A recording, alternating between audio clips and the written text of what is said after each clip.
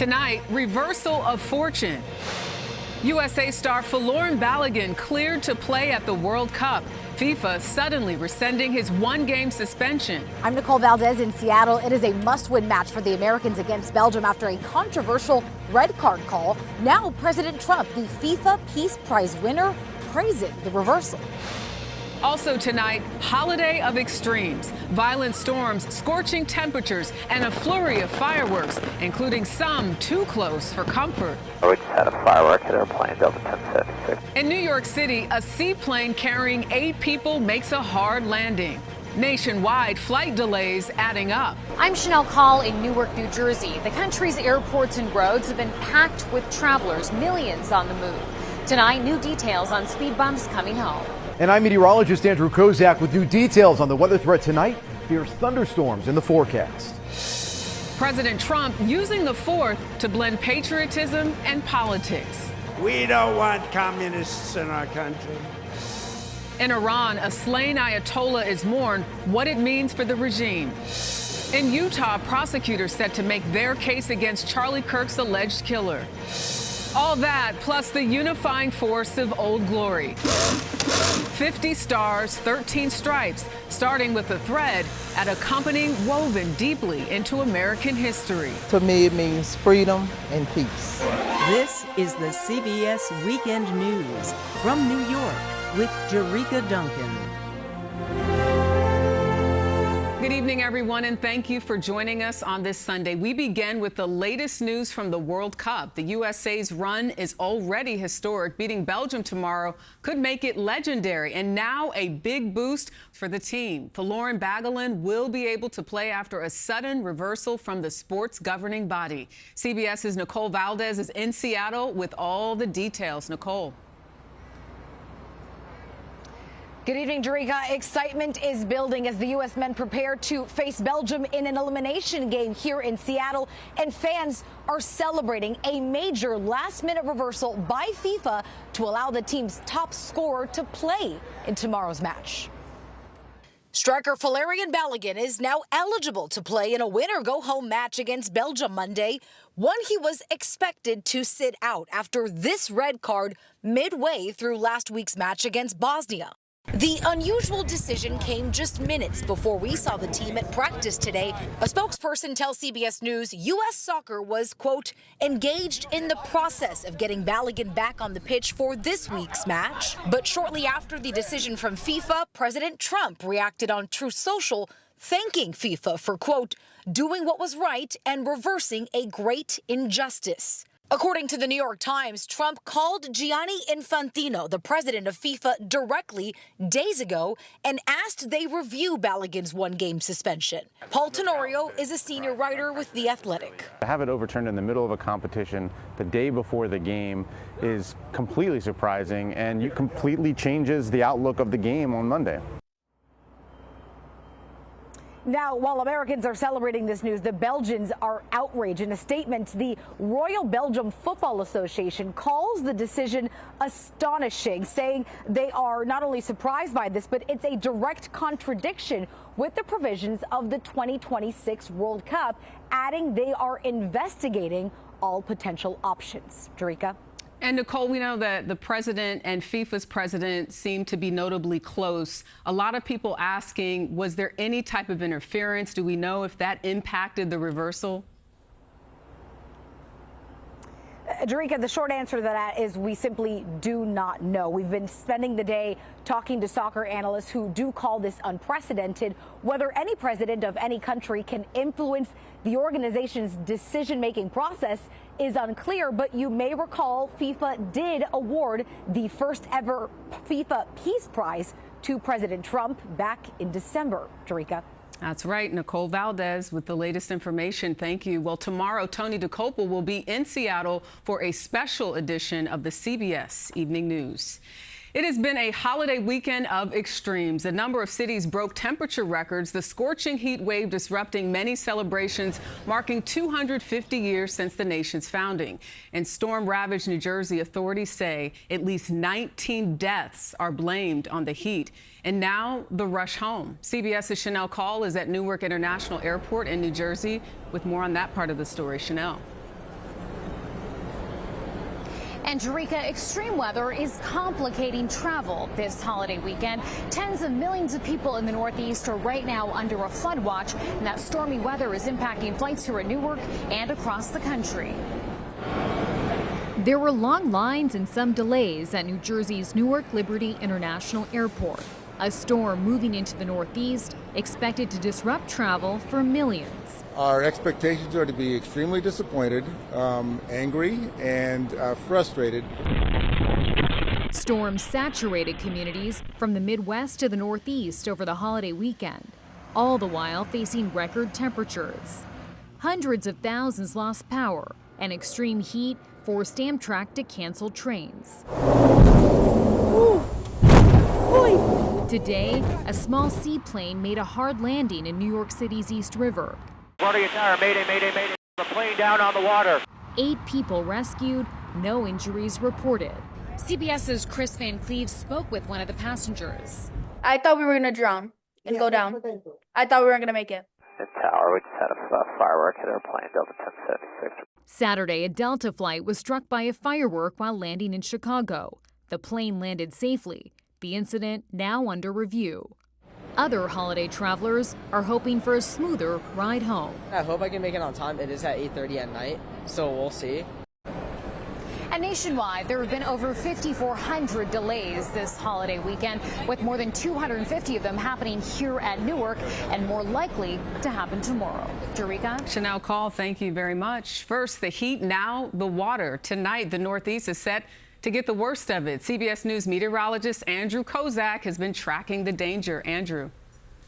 Yeah, good evening, Jerika. What a busy weekend. Over 900 severe storm reports yesterday, including wind, flash flooding, and hail. And now we're looking at severe weather continuing for tonight, where flooding is going to be an issue for nearly 47 million Americans across Ohio, all the way through Pennsylvania, New Jersey, New York, and up toward New England. So training is going to be the big problem here, and that's where rounds of rain, heavy rain, and thunderstorms like what we'll see in the middle of the night for New Jersey and New York continue over the same areas, and that unfortunately goes into your Monday and even parts of Tuesday. The one bright spot with all of this, though, that rain is bringing us relief, especially in New England, from that 100-degree plus temperature heat that we've seen over the course of the last couple of days. But when all is said and done, 2 to 4 inches across much of the I-95 corridor, Jerika, between New York City and Philadelphia by the time we get into Monday night.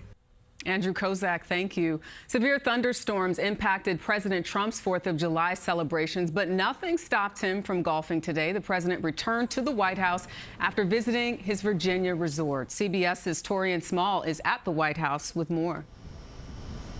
Jerika, good evening. The president said he wouldn't let the weather stop him, but it did delay him.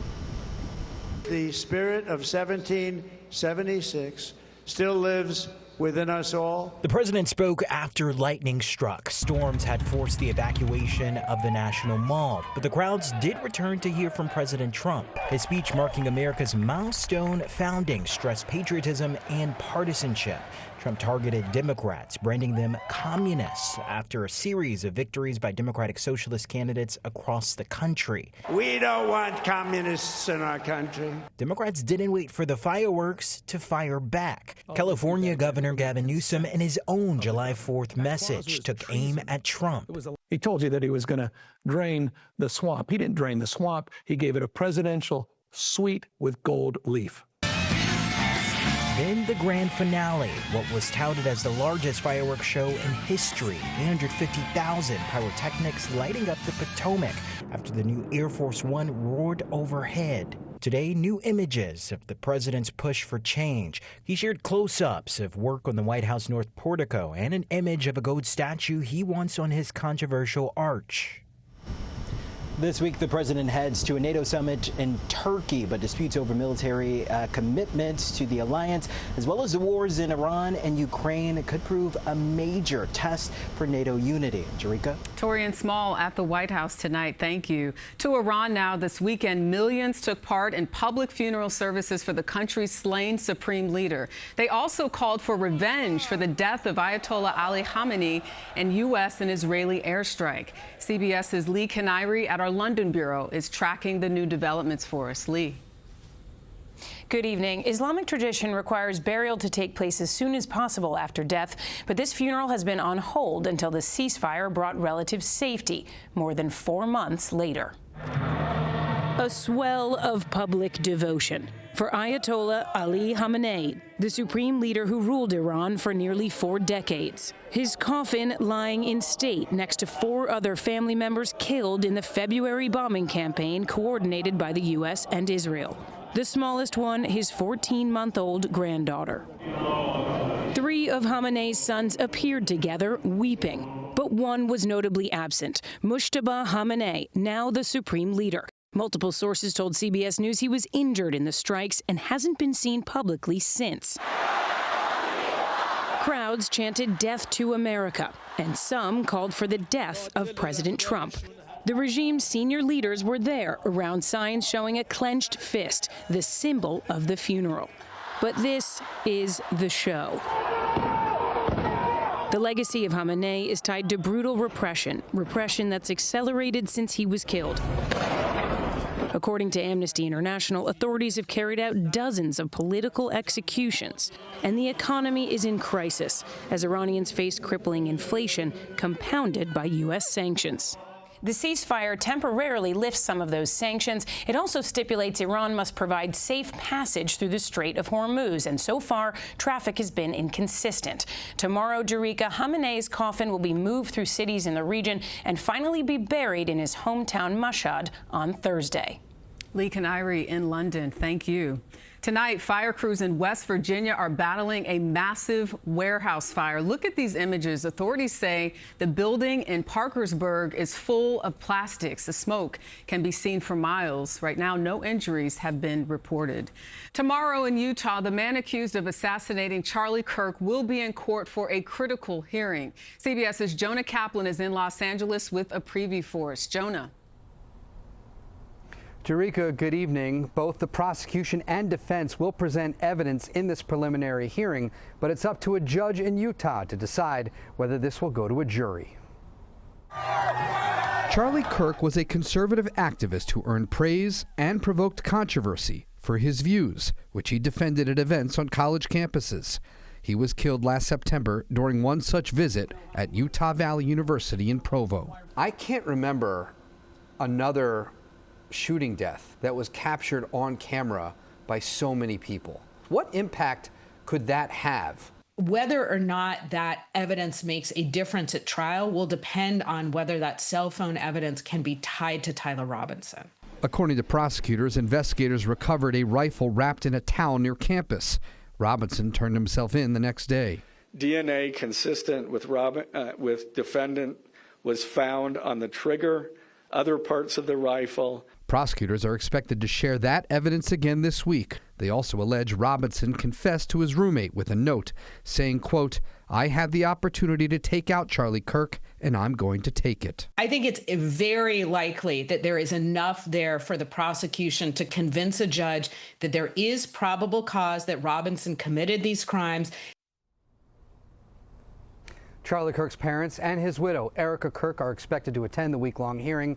Tyler Robinson has not yet entered a plea. Jerika? Jonah Kaplan, thank you. Straight ahead on the CBS Weekend News, Capitol improvements. Washington, D.C. has seen many ahead of the nation's 250th at a cost. Next, we follow the money.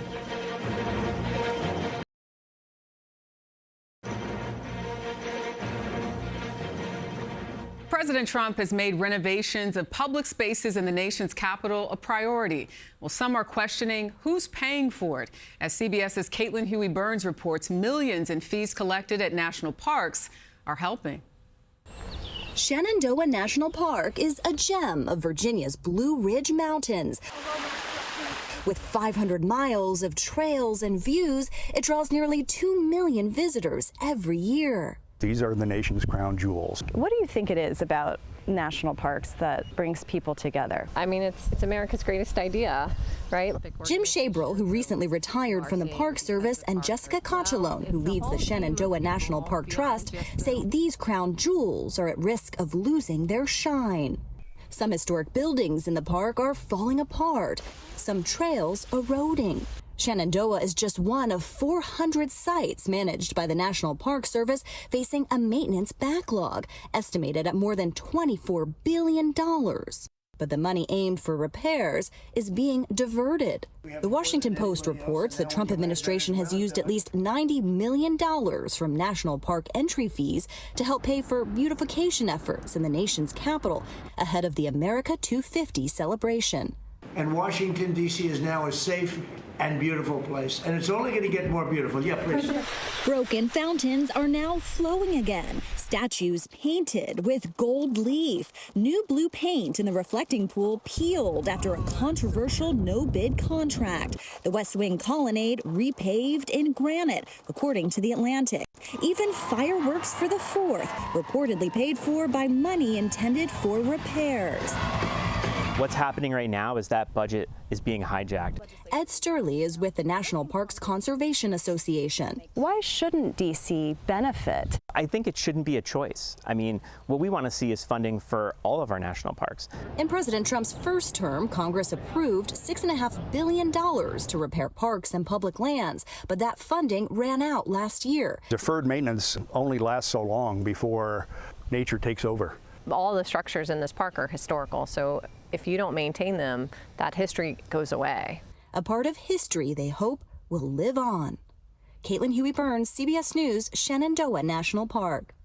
Still ahead on the CBS Weekend News, a new record from a Grand Canyon rafting guide, this time in the ocean. See land over there. That's Oahu right there.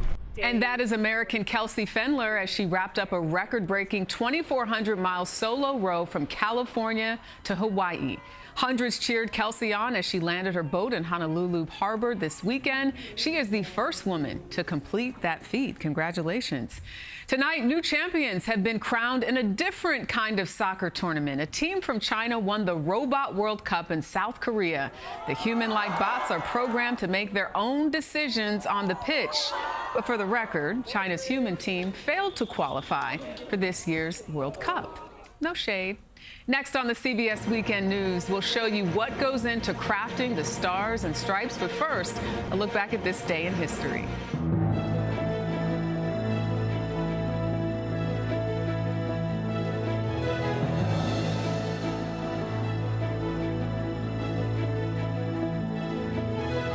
Arthur Ashe, the first black man to win a Wimbledon title, did easily what few people thought he could do at all, upsetting Connors in 4 sets. They have, for the first time, cloned a warm-blooded mammal.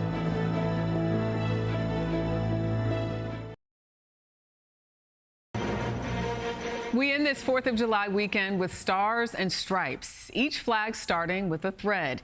In tonight's Weekend Journal, we visited Annan Flag Makers, the oldest and largest flag maker in the United States. This factory in South Boston, Virginia, is always covered in red, white, and blue. This year is especially busy because it's booming right now. Annan has been making flags since 1847. They employ 500 people at 5 U.S. plants, making flags in every shape and size by the millions. Dolores Plenty can sew a 60-foot flag in 20 minutes. To me, it means freedom and peace. She's part of a long line of flag makers here, taking pride in their work, the company woven deeply into American history. Its flag draped President Lincoln's casket, was raised by U.S. Marines at Iwo Jima, even rocketed to the moon. You can see the stars and stripes. First by Apollo 11 and the recent Artemis flyby. We are a footprint of American history. Bob Caggiano has been at Annan since the bicentennial in 1976. We also do state flags, international flags, custom flags. If they need it, we can make it. And it's not just the stars and stripes.